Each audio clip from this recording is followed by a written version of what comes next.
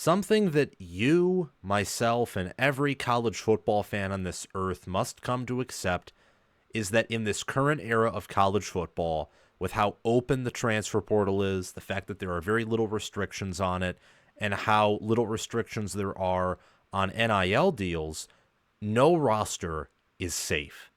No roster. And that's why initially I didn't want to talk about all the losses that Nebraska was suffering to the transfer portal.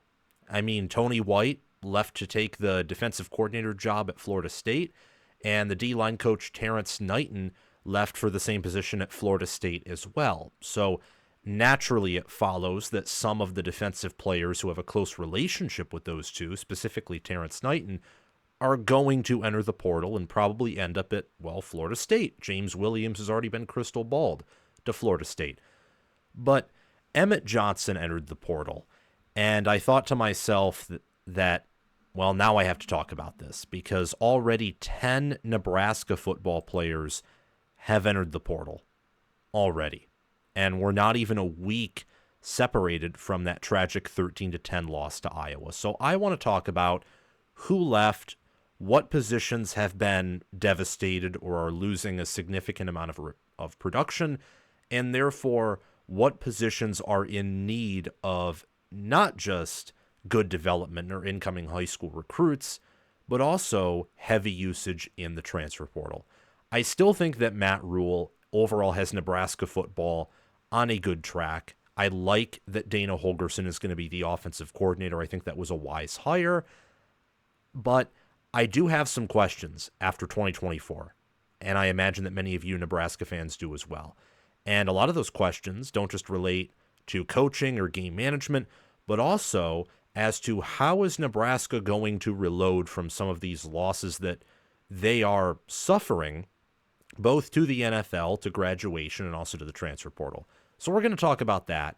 And before we do, I encourage you to like the video if you haven't already, subscribe to the channel, click the notification bell so that you can get notified when I talk more about Nebraska football. Share this video around to other Nebraska football fans or college football fans who are interested in news about Nebraska football. Comment your thoughts down below. Any information that you have would be helpful. Many of you probably have information that I don't necessarily have, or have thoughts that aren't produced in my brain, as a weird way to say that your point of view is different and different points of view are important. So do all those things, and also join our Discord server via the link in the description or down below in the pinned comment. We have a dedicated Nebraska football thread there, and the more Nebraska fans we have, the merrier. Same with the more college football fans in general. And if you want to support the channel monetarily, please check out our Patreon page and sign up as a paid member, or you can purchase merchandise via my merchandise store. Get a Nebraska-themed College Football with Sam t-shirt, for example, or maybe you want a black College Football with Sam-themed sweater. Whatever merchandise is on there that suits you, you can purchase, or you can send a super chat in the comment section below. But let's talk about this here. I think where we have to start is where Nebraska's transfer portal exodus started. And I'm not trying to sound overly dramatic when I say that. Maybe that was too dramatic of a term, but Nebraska's already losing Nash Hutmacher and Ty Robinson. And if you count the Jack position, which is, hybrid linebacker edge position, Jack can play as really an extra defensive end or as a linebacker. They're also losing MJ Sherman. So they're losing a lot of talent, and really a lot of their more known NFL talent up front. And then James Williams is in the portal. Princewell Umanmielen is in the portal. Linebacker, I know, Stefon Thompson, is in the portal. Jimari Butler, defensive end, in the portal. Vincent Jackson is in the portal. Mikai Gbayor, linebacker, is in the portal. Also at linebacker, John Bullock is gone. So a lot of depth from that defensive front, but I really, really want to focus on the defensive line, especially with the loss of the D-line coach, Terrence Knighton. Obviously, linebacker coach is still there, and Rhule says that he wants to run his own defense. I imagine the scheme is going to be relatively the same. He may promote from within. He may get someone from outside of the program. But I think the defensive line at this point is more of a concern. So that is what I want to focus on here. they are losing. This is counting the D line and also the jack position. Hutmacher, Robinson, Sherman, Butler, Umanmielen, Jackson, and Williams. That is 7 guys. 7. That's a lot of talent that is leaving Lincoln, Nebraska for either other programs or to the professional leagues. And that's something that is going to be incredibly hard to replace. And you know why I know that? Because when you lose 22 out of your 27 sacks on defense, that's a lot to replace. And that's just the defensive line. It's not even counting some of the linebackers that I mentioned earlier, like John Bullock. When you factor him in, that's close to, not exactly 100%. It's more like 25 out of 27, but close to 100% of Nebraska's regular season sacks. 36 TFLs are gone, 2 forced fumbles, several tackles. It's a lot of experience. It's a lot of physicality that departs Nebraska's locker room. And when you look at a player like Nash Hutmacher, for example, Ty Robinson, I think, had a really good year and was probably the better of the two when you look on the defensive line, even better than the polar bear, as Hutmacher is called. It's an honor. Robinson, 6'6", 310 pounds. Hutmacher, 6'4", 310. You got big interior bodies, future NFL players, and they're leaving because they don't have any eligibility left. James Williams is a younger player, 6'6", 250, built like a good defensive end, had 5 sacks this year, 2 of them against Purdue, 2 against Rutgers, and even had a sack against Iowa, was involved in the rotation. Key player, had ties to Terrence Knighton, referred to him as a father figure, so I understand why he would leave with that close relationship. And then you got a player like MJ Sherman at edge, who is gone, I believe, after this season. There are still players with COVID eligibility who haven't necessarily announced that they're using their COVID eligibility. That will be gone, I believe, after 2025 or 2026, maybe. I don't know exactly. I think after 2025 it should be cycled through, but there are players applying for, 7th years of eligibility. There's, I think, a proposal to extend college football eligibility to 6 years as a base year, so the whole COVID year thing would just be permanently included with all players from here on out. Don't know if that rule is going to take place or not. It doesn't sound like it's going to for now, but that's just a concept that's out there. These positions are devastated, the defensive front. And Nebraska's defensive line at times was great this year. Other times it was problematic, though. And I think a big part of the reason why that is they don't have elite depth up there. It's good. It was good, but it wasn't elite. And it's a 3-down defensive line. I mean, 4 down is what's going to be the best in the Big Ten. Unless you have, like what Saban ran at Bama or Smart runs at Georgia. And even then, Smart runs a 3-4, but you have, I think, 4-3 or 4-2-5 players just in that 3-4 scheme. You need big bodies. You need depth. It really helps to have a physical front that is deep enough to go with 4-down defensive linemen. It's why Wisconsin's running a 3-3-5, 2-4-5. Jim Tressel probably wants 4-down defensive linemen, given his time at Michigan State. And I imagine Luke Fickell does too. But you know what? They don't have the depth to do that. They don't have the players to do that. They are better built right now for a 3-3-5, 2-4-5 even.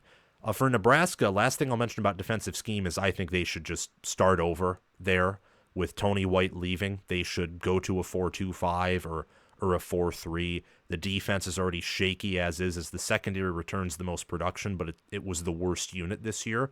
I think that starting over on defense with what should be a pretty upgraded offense would be a wise move. But that is just my opinion. Many of these coaches, if not all of them, are more knowledgeable than I am.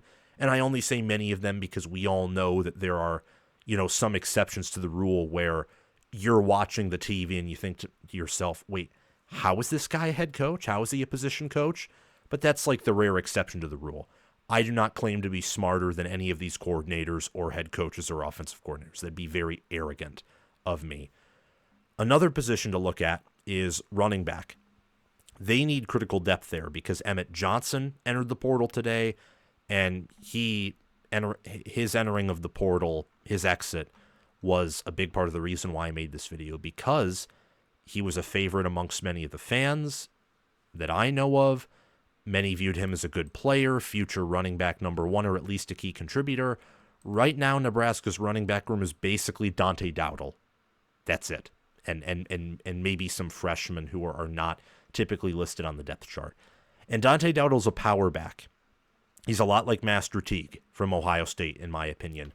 Not a whole lot of vision, just straight power, just straight up and down back, not a lot of horizontal movement. They should get another linebacker to give the room some diversity, or at least to take some snaps off of Dante Dowdle.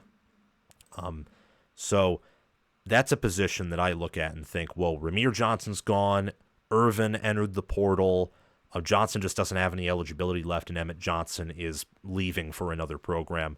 You look at the production loss, Dante Dowdle had the vast majority of rushing touchdowns, but those three players had 5 total touchdowns, 432 total receiving yards, and 765 total rushing yards as well. So that is quite a bit of production, seeing that Nebraska averaged less than 4 yards per carry this year. When you look at it specifically, 3.8 yards per carry, 20 rushing touchdowns. Their long rush was 42 from Emmett Johnson, 1,567 rushing yards. And, you know, even if you were to adjust for sacks, Rhule took 26, Haarberg had 1. They still did not do an excellent job up front running the football. It's a very rough year for Nebraska's rushing offense, in my opinion. I mean, you look this year's rushing offense, 3.8 yards per carry. Compare that to last year's rushing offense, where they allowed 30 sacks and they were averaging 4.4 yards per carry. I mean, last year that team was better at running the football, and they played similar caliber defenses when it came to defending the run, if not better, given how good Michigan's rushing defense has been this year, and it was even better last year because it was the number one defense. And like, they faced Colorado this year, didn't have that same type of defense at the beginning of the year that they did later in the year, still struggled to run the football on them. Illinois did not have a good rushing defense this year, neither did Rutgers, and Nebraska struggled to run the ball. Nebraska couldn't run the ball at all on Indiana, but Indiana has possibly the best rushing defense in the Big Ten. It was a rough year for running the football. A lot of that's on the offensive line, but your running backs are the ones who are running in between the offensive linemen. The only reason I say that is you don't want to lose key production there. Not saying they should have kept Emmett Johnson. I don't know if there was an NIL deal where Nebraska didn't match, or if he wanted to seek something new out. I don't know, because I'm not an insider here. But all I do know is that depth at the running back position is important.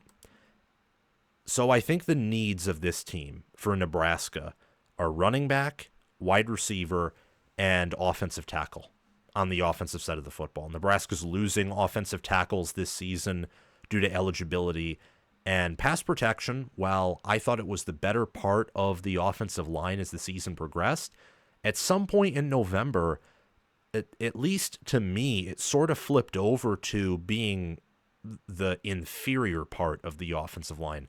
Like against Iowa, for example, terrible at protecting Rhule, but getting a good push up front. It was, I think, a little bit similar against USC, if I'm being honest. And having a good offensive tackle to protect Rhule, really too, you could put the offensive line as a position of need as a whole up here. Having a good offensive line to protect Dylan Rhule and also to open up lanes for these running backs would be key. And I say running backs because Nebraska is going to get a running back out of the transfer portal. They are going to use the portal, even if Rhule didn't necessarily want to. I mean, I think I can just say that as an educated guess based off of how many transfers they accepted into the 2024 class. And in hindsight, they probably should have taken in more. Like, they want to build this thing mostly out of high school. Very conservative when it comes to the portal, at least last season. They're going to take guys out of the portal this year because they have to. And I think Rhule is smart enough and competent enough to where he's going to recognize he needs to fill these positions of need. At wide receiver, they need some more guys to add to the depth and also to get an X-factor player that they wanted out of Isaiah Nair and Jamal Banks, but didn't necessarily get this year. And on defense, it's all about the defensive front. They return a lot of production in the secondary, and I think they will improve there based off of what they're returning. But that defensive front's decimated. They are going to need several players, and it would help if they get a big-time player at defensive line and at linebacker, because you don't want to overly rely on the portal, because a lot of those guys, most of them, if not all of them, were developed by different coaches than who you have, built for different schemes than you have. Obviously, if they're good players, they'll adjust, but sometimes you're taking a risk on a player, especially when you're going in the portal, not just with high school. So those are things that I think Nebraska needs in the portal. Defensive front, D-line, linebacker, whether it's jack, edge, middle linebacker, D-tackle, D-end, anything on the defensive front, get those players. Offensive tackle in particular, but also the offensive line. A wide receiver, I would say, is a need as well, but I honestly think if you had to choose between a great offensive line and a great receiver room, take a receiver room that drops passes, get an offensive line that can block for you. It would be better for Nebraska to be 2023 Penn State than 2022 USC, or 2023 USC as an example. 2022 USC actually had a good O-line, so yeah. It'd be better for the Cornhuskers to be 2023 Penn State on offense, be able to run the ball, be able to produce against anyone but the elite defenses, rather than, let's say, 2023 USC, where you have some more flash in the pan, maybe your ceiling's higher, but if you match up against a team that has competent trench play, you'll just get destroyed and totally shut down, especially in the Big Ten. And running backs, somewhat similar. I think you need it for depth, but if you just get okay running backs and have a great offensive line, you will have a successful rushing offense. That's all I have to say in this video. Thank you so much for watching. Remember to like, subscribe to the notification bell, and comment your thoughts down below. Thanks to Crash2488, Brasco Rascal, and Connor Little OH for being Heisman members. Thanks to Chris Lane, Ismar, and Tyler Nye for being All-American members. And thanks to John Lynn, Roaming Gnome, Matthew Seal, Austin Christmas, Judge Jorgensen, Joshua Jorgensen, my apologies, and Will Loftus for being All-Conference members. Make sure to check out my Patreon page, merchandise store, and Discord server via the link in the description or down below in the pinned comment. Have a great day, everyone. Go Big Red.